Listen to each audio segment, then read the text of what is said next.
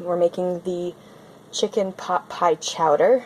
I've left the can of biscuit dough over here, so now we've got that with the rest of our ingredients. Obviously my cup measure is unavailable, so I've got a pint glass full of milk instead of a 2-cup pan.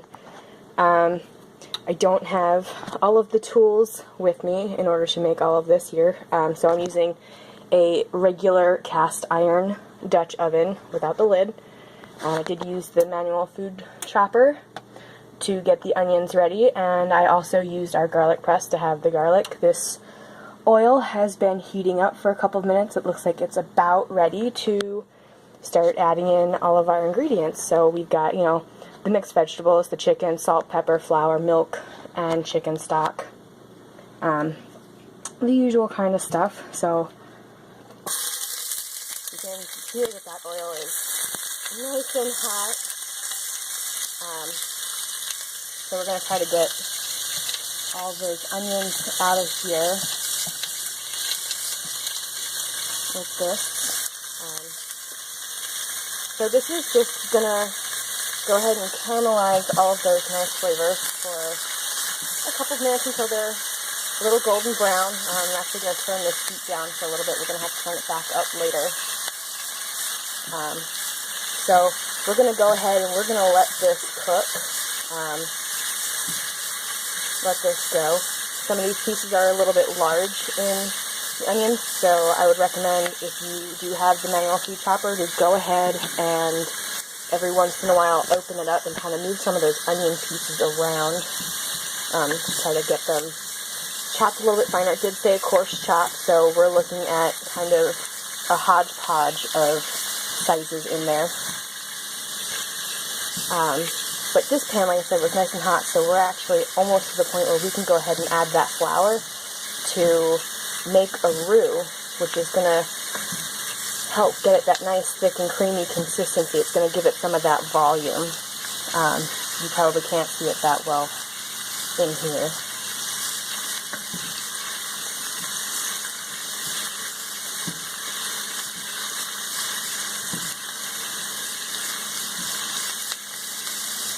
But that's starting to look really good. I know you can't smell it, but it smells really good to me. So we're just going to go ahead and sprinkle this flour in now.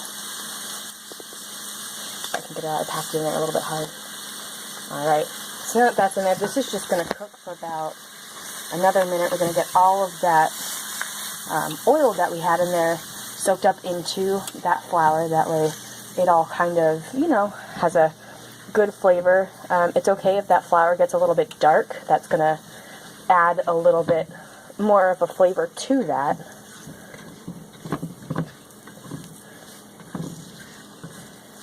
Alright, so now that that is in here, and it looks like it's all pretty well mixed in, we're going to go ahead and add in our salt and pepper. So that was about a half a teaspoon of salt and a 1/4 teaspoon of, I actually used white and black peppercorns instead of just plain old black pepper. We're going to add in our chicken stock. We actually made this at home. It's not a store-bought chicken stock, so that's why you see some of that, sediment in there. It all kind of settles from the chicken. So we're going to give that a stir, try to get that flour mixed in with that before we get too far. It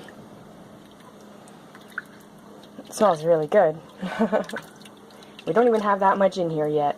Alright, so now that we've got that kind of mixed in, we're going to go ahead and we're going to add this 2 cups of milk right into this.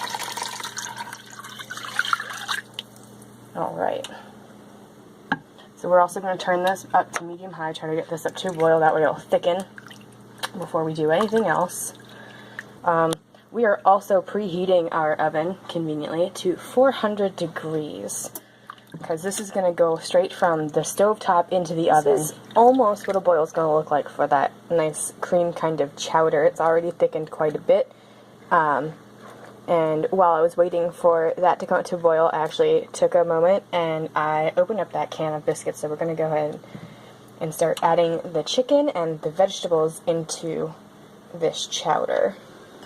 So we're going to start with the chicken. That was just chicken that I'd cooked earlier today, and then I went ahead and took 2 forks and kind of shredded it a bit. That way everyone gets a nice chunk of that in their chowder when they go to eat it. Make it nice and filling. It's going to be, you know, that nice fall kind of food that we like. Alright, so that looks nice and mixed in. We're going to go ahead and add these vegetables now. So these are just frozen mixed vegetables, you know, the kind that's in the bag in your freezer department. So we've got corn, green beans, peas, carrots, all that kind of stuff in here. So we're just going to go ahead and give that a quick stir. It looks nice and thick, it looks nice and hearty, there's plenty of vegetables in there. So we're actually going to go ahead and turn that heat off, and we're going to get those biscuits put right on top. That way we can go ahead and get that in the oven. So, turning off the heat, that's off now. And we're just going to go in here, we're going to set those right in here.